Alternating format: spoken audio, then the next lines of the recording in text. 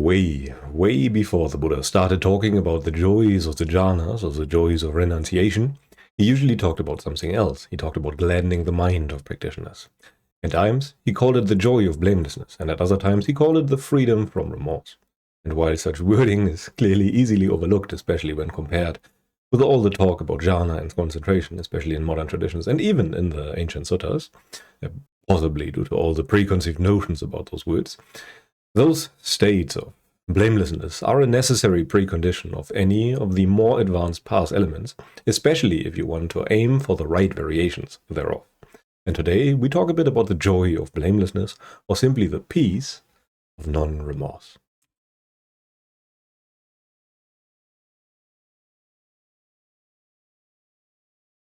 But first, a few examples of what we usually suffer from, as worldlings, so to speak, on a day-to-day basis. Usually, it is not the big problems like the death of a loved one, or the divorce, or too high taxes, crazy world events, or anything like that. While we surely also suffer from those things, we usually suffer the greatest from the small day-to-day things, so to speak, that we have to live through. It is usually the bad choices, like the overeating on sweets or candy or anything like that.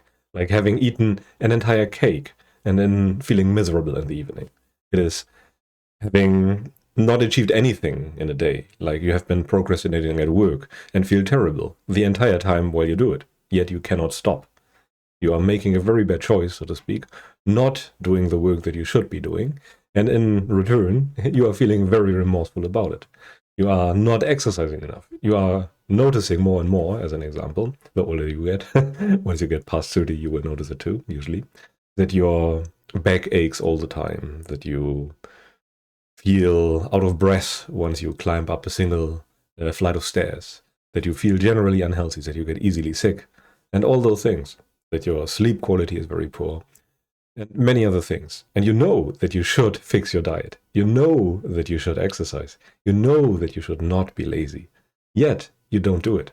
And as a result of all of those bad choices, you feel terrible on a day-to-day basis. And this terrible feeling can accumulate over time. And then you feel more or less terrible as a default. And all of that, and countless other examples exist, by the way, are feelings of remorse. Because you know that you are responsible for that, what you experience. Yet, you don't do it. And as a result, the only feeling that you will reap is remorse. But why do we suffer from that? We know it's bad, but we still cannot help ourselves and still engage in all those things. It really is a conflict between the ideal situation and reality. And as long or as soon as we are paired with what we deem disagreeable, or are away from what we deem agreeable, we will suffer. That is one of the most general definitions of suffering that the Buddha gave us, apart from the 5 aggregates of clinging, affected by clinging, are suffering. So being apart from the loved is clearly the problem here. And only those with some healthy sense of shame, will experience this kind of thing. Other people will look away and have to bear the consequences on a later occasion. Those people, well, in a sense, for those people, ignorance is bliss, to some degree at least, only that you have to pay the price later on and ignore it until that happens. But how did the Buddha describe all of this if we look into the suttas?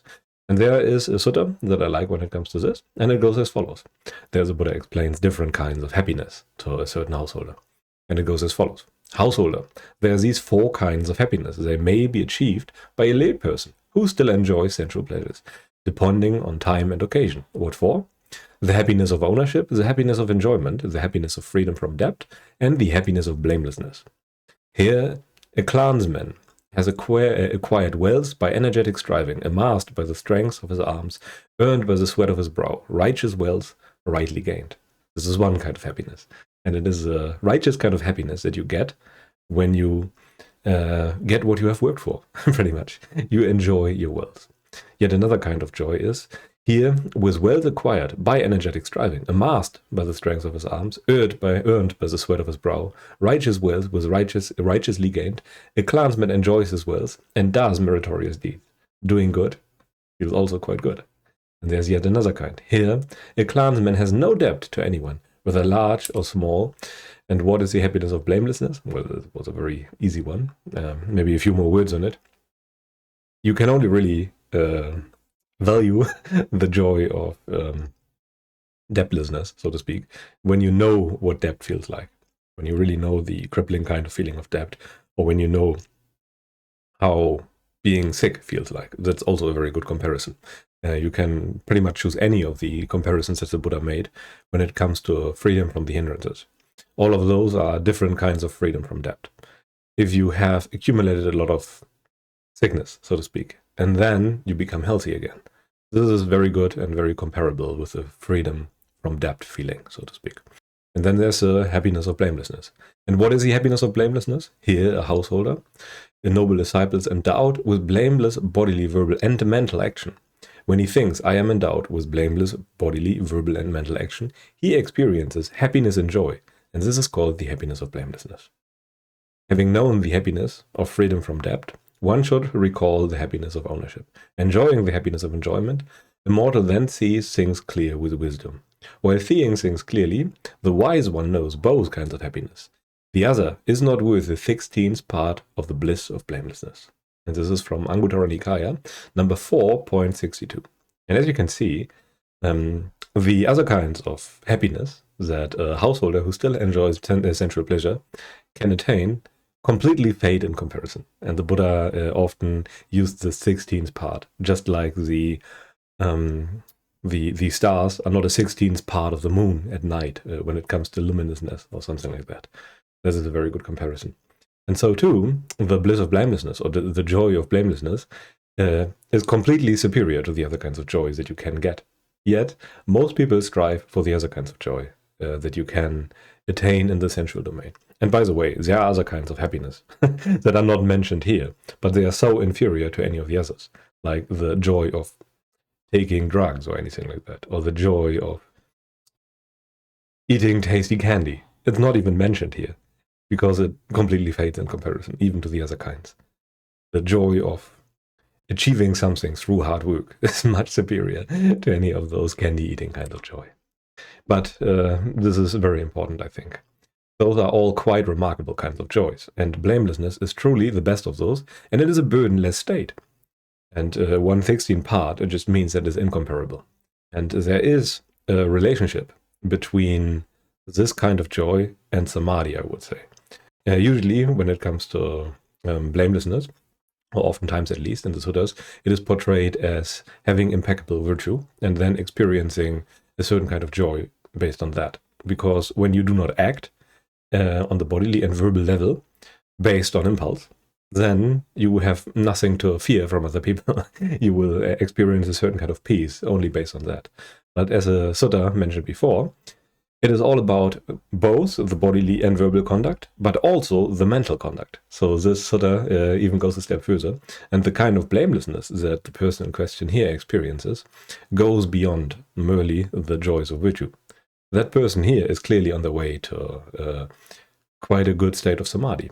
When you truly have blameless conduct on all levels of action, then the only destination that you can head for is the destination of jhana.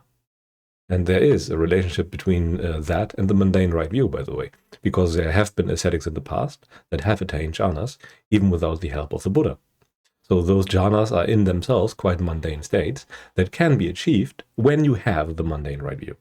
So the mundane right view, as we have talked about in the past video with Saif, is pretty much everything that you need to make it to a state of samadhi. This is pretty much what the mundane right view equips you with. And please keep in mind, the mundane right view is nothing intellectual. Any kind of view, when it comes to Buddhism, is something experiential. Any view is experiential. A view is a way in which you relate to the world. It's a way in which you see the world. And the right view would be seeing the world through the Dhamma. And the mundane right view would be seeing the world in a way that leads to samadhi in this way. And it's impossible to cultivate this kind of virtue even, or this kind of view even, without a good reason. So you have to go by faith initially and really trust a person who knows better than you and go by what they do and do the right kinds of action, namely the actions of renunciation, the actions of non-harming, non-greed, non-aversion, non-delusion, all those things for a very long time. You go against the grain for a very long time, and thus cultivate more and more blamelessness. And there's a sufficient amount of blamelessness that is a prerequisite for attaining the right view. Because without that, it is 100% impossible. Because in the end, you realize something in your experience. And to realize that something, it has to be there. So you have to cultivate it before. You have to remove the greed and aversion and the delusion. And only then can you realize that your actions and your training has led you to that place. Only then can your view truly change. And the Buddha also talked about it in the suttas. When, for example, training or explaining something to the householder Upali. And this is just a stock phrase for attaining the right view, or rather the fruit of stream entry.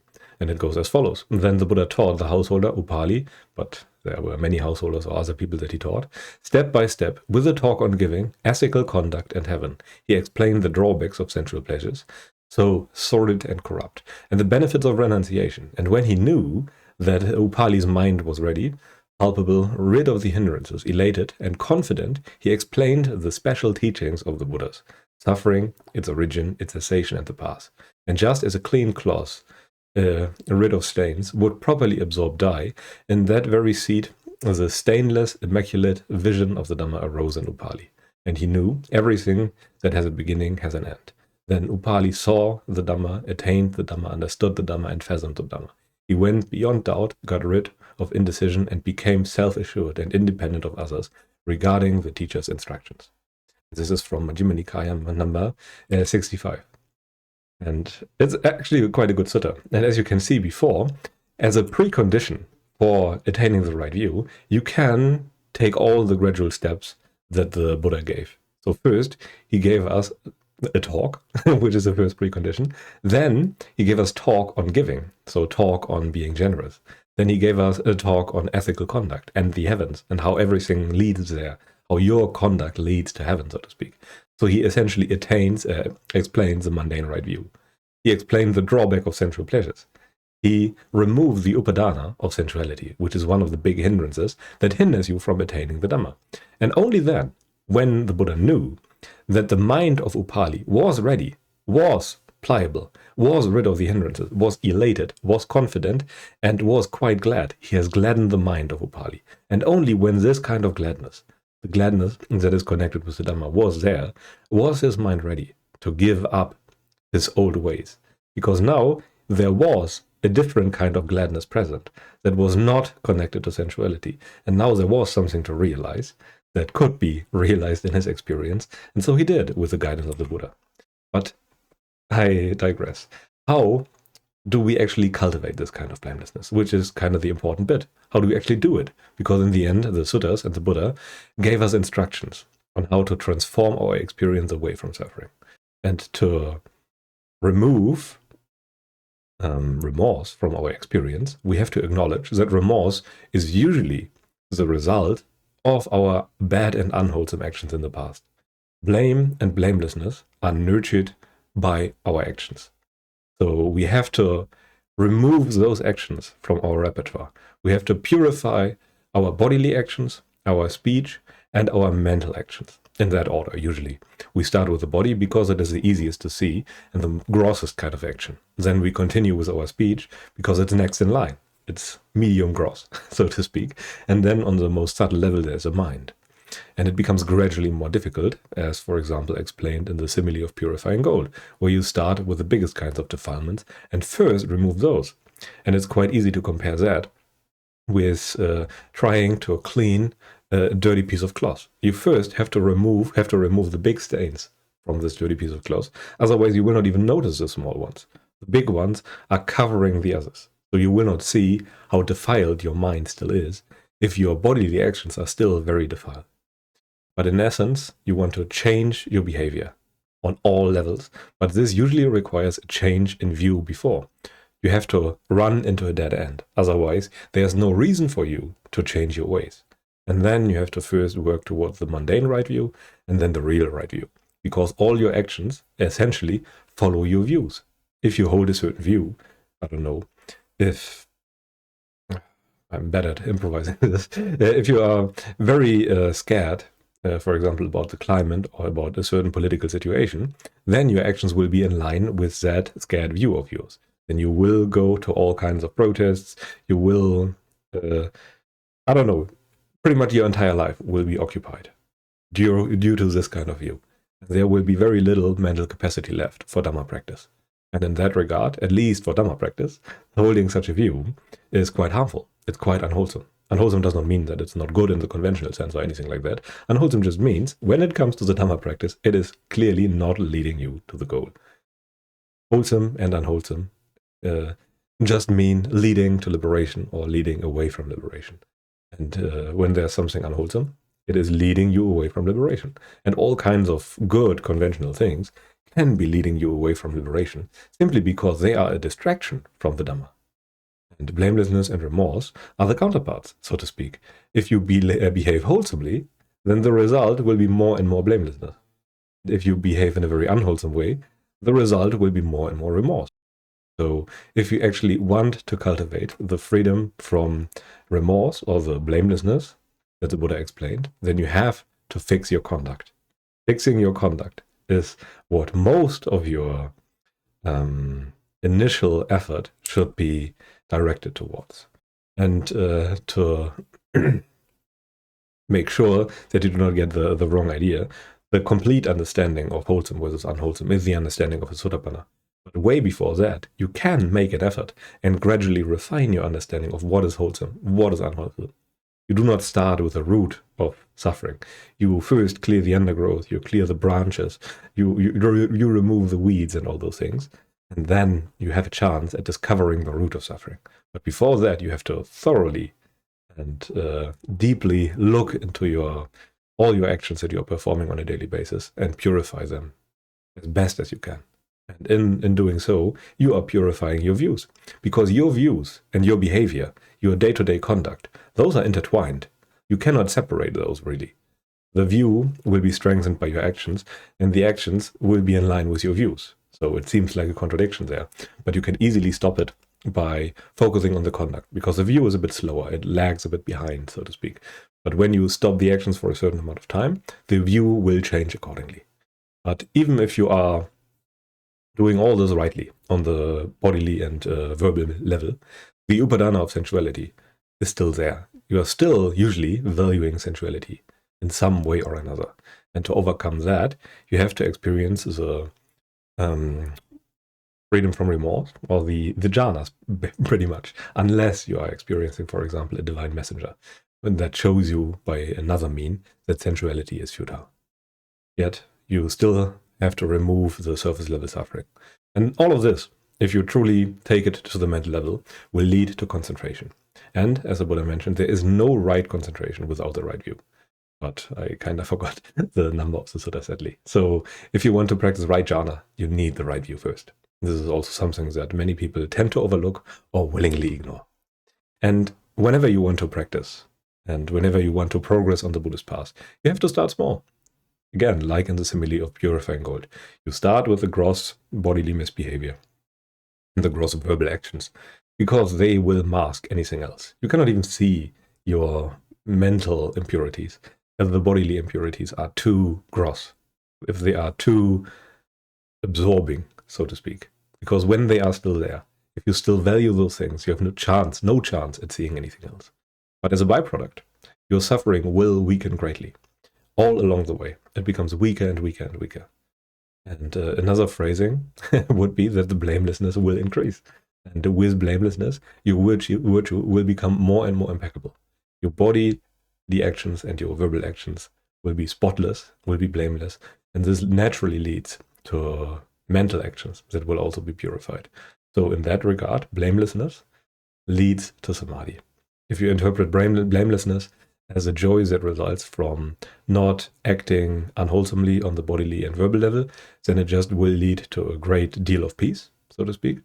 But if you also include the mental actions, then it will lead to samadhi. If your behavior is truly blameless, then you will be in a state of samadhi. And as the sutta in the beginning mentioned, it is included there. So you can interpret the word blamelessness here as a state of samadhi. But you can make the distinction. between a state leading towards samadhi and the samadhi if you go by the suttas. Yeah, but obviously you have to start small. You have to start somewhere. And each of us has a different starting position. We hold different views. We value different things. But all of us pretty much have to start with the worst kinds of offenders. So we just keep the 5 precepts and gradually increase the strictness in which we follow them. Not killing, not telling lies, not cheating, and all those things. Those can be taken on different levels, so to speak. For example, the precept on speech can be very difficult to uphold because it also includes things like not idle chatting, or no talk at the well, no talk about politics, no talk about anything that is not related to Dhamma pretty much, or the work that you have to do to sustain your livelihood. You will be pretty much silent most of the time, and that is not something that most people are willing to commit to. And as such, they are only making a limited amount of progress because they are still valuing their speech. They are still valuing socializing pretty much, which is fine, by the way. We can only renounce as much as we are willing to renounce. But in the end, all of it has to go if we actually want to make it to Arhanship. And you could increase the difficulty of the practice, for example, by observing the uposatha from time to time, like taking the 8 precepts, but only once every 2 weeks. And if you feel ready, you can also keep the 8 precepts all the time, unconditionally. And if you do that, then you will be heading towards samadhi quite quickly, because there is no other destination than samadhi if you truly keep the 8 precepts. But it has to sink in on the level of values. It is not enough to just restrain your actions or just stick to those rules. You have to thoroughly and ardently decondition all those views and behaviors that are related to sensuality, because everything sensual has to go before your mind enters jhana. And you possibly have to work on this for years. But in the end, if you do it rightly, you will transform your entire life away from sensuality and will experience the joy of blamelessness, the joy of samadhi, and all those other things. But anyway, this should be enough for today. Let us now come to the most important points. First, as a worldling, we suffer a lot, and a huge chunk of that suffering, I would say, is due to remorse. It is due to our actions. Remorse is always the result of our actions, and our actions are driven by our views. Yet, we cannot immediately undo our views. They are too slow, and they are too deeply rooted. So we have to start with our conduct. So we change our actions for a very long time until we experience that the new lifestyle without following those actions is actually better. And once you realize that, there's a chance that your view will change. But changing a view or letting go of a view is not an act of willpower or anything like that. It has to be the result of the right kind of training. And blamelessness might not be jhana yet, but it is a much better abiding than sensuality. Okay, this should be enough for today. Thank you very much for watching. If you have any follow-up questions, feel free to put them down in the comments below. But until then, I wish you a pleasant day and goodbye.